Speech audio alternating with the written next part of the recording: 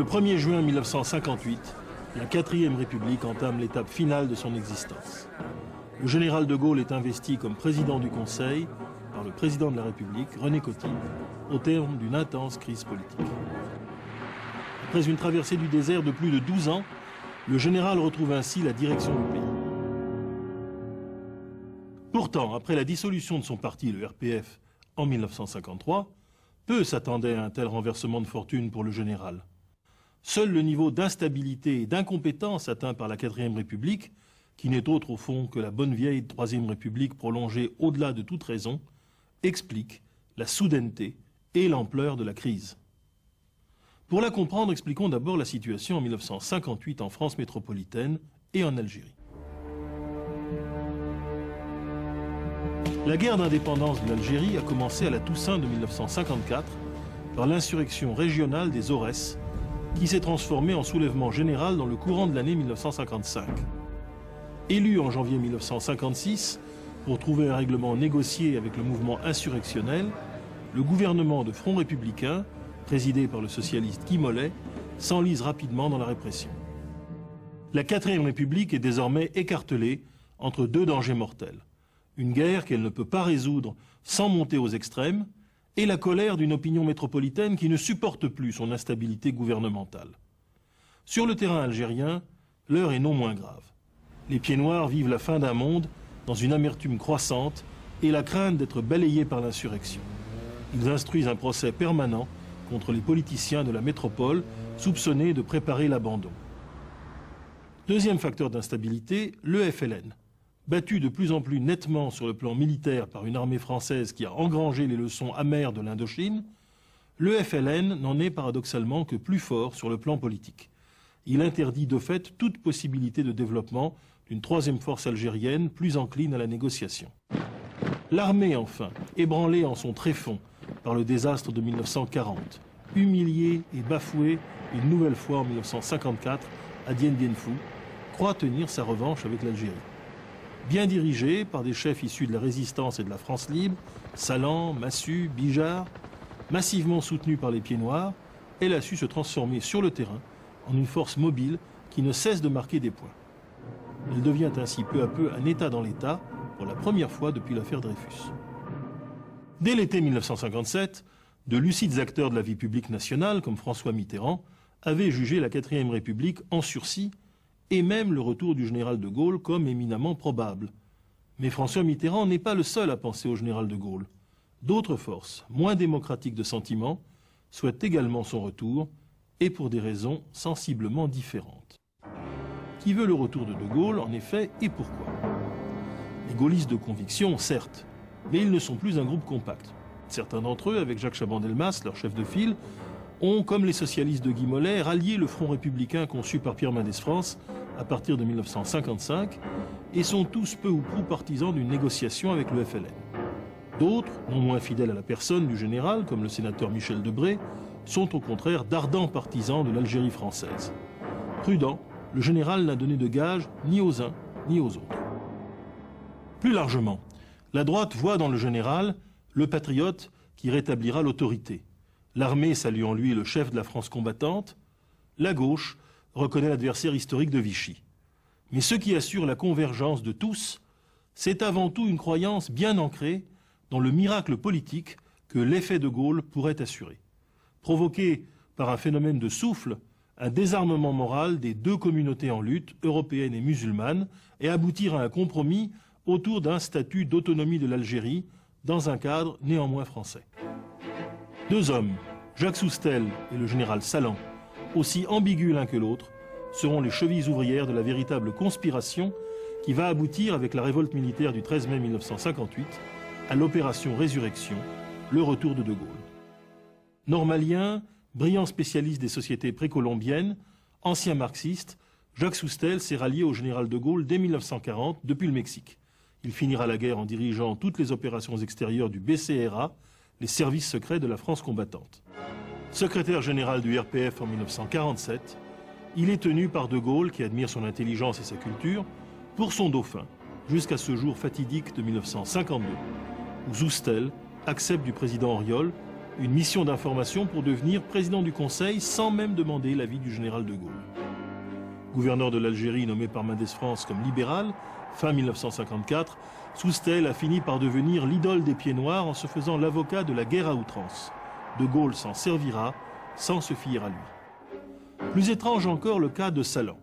Officier colonial spécialiste du renseignement, autrefois proche de Georges Mandel, Salan a été fait prisonnier par le Viet Minh à Dien Bien Phu et incarne cette volonté de revanche de l'armée d'Algérie qu'il commande depuis fin 1956. Il a été l'objet, peu après sa nomination, d'un attentat au bazooka ourdi par des extrémistes, proches sans doute de Michel Debré, qui le croyait soumis au Front républicain. Miraculé, Salan s'est bien juré qu'à la prochaine tentative de putsch, il n'en serait plus la cible, mais l'un des organisateurs. L'idée d'un coup d'État commence en effet à se répandre dès le début de l'année 1958, pour culminer au début du printemps. Dès avril, l'armée est prête à agir pour imposer un changement de direction au pays. Le 9 mai, le prétexte est trouvé. L'exécution de jeunes soldats par le FLN entraîne une manifestation, le 13, au centre d'Alger, qui tourne à la sédition.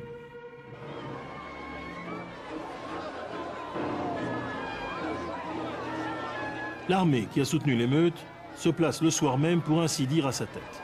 Follement acclamés, les généraux Salan et Massu, le commandant de la région militaire d'Alger, un gaulliste de 1940, compagnon de la Libération, annonce la création d'un comité de salut public.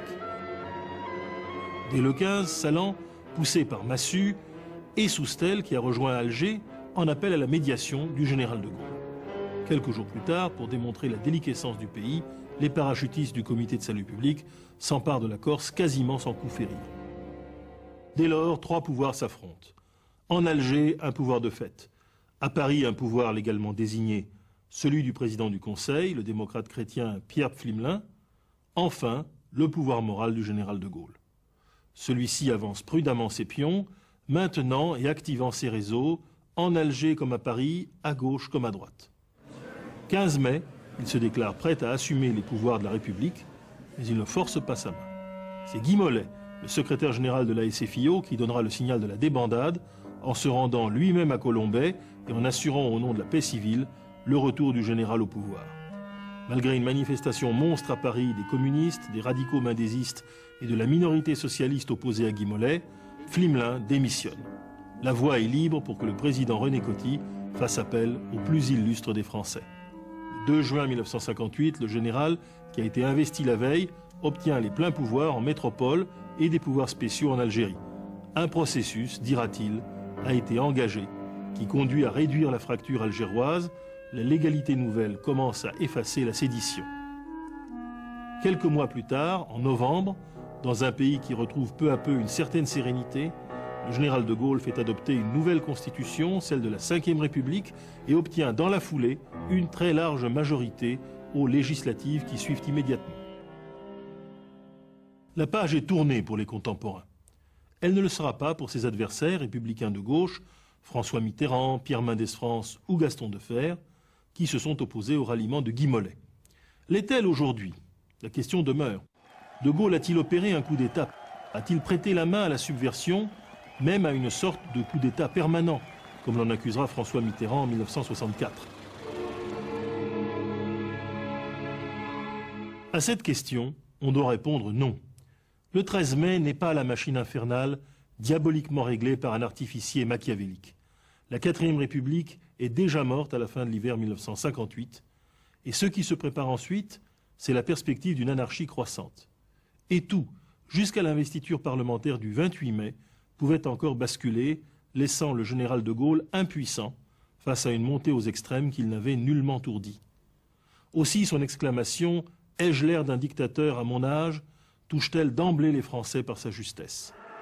Reste le second procès que lui font encore beaucoup de pieds noirs et de militaires de cette époque. Son « Je vous ai compris » et son « Vive l'Algérie française » de juin 1958, prononcés avec son éloquence retentissante depuis le balcon du Forum d'Alger, seraient les témoins irréfutables de son double langage. Pourtant, là encore, il semble bien que la bonne foi du général ait été entière.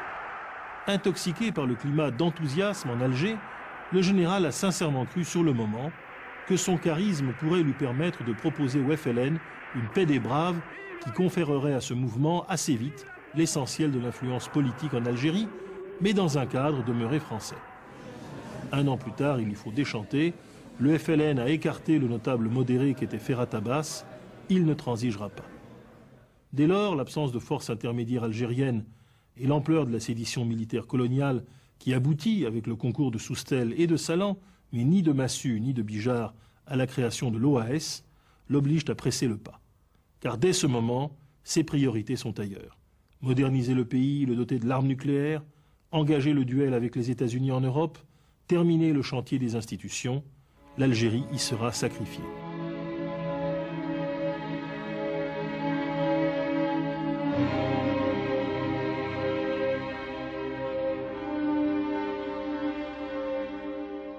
De Gaulle n'a ni renversé la 4e République, ni abandonné l'Algérie.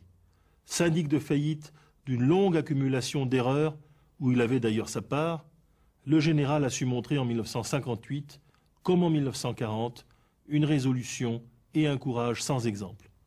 Ceux qui rétrospectivement le jugent avec sévérité au vu du respect des constitutions parlementaires ou de l'Algérie française ne peuvent cependant faire abstraction de l'authentique grandeur de son projet.